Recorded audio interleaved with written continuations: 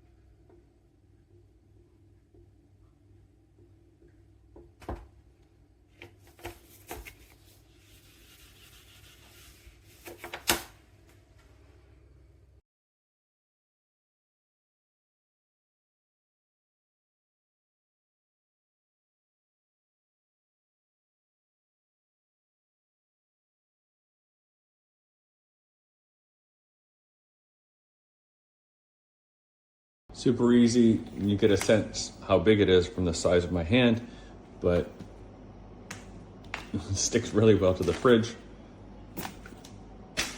The magnetic strength is really good, and these actually work much better than I thought they would.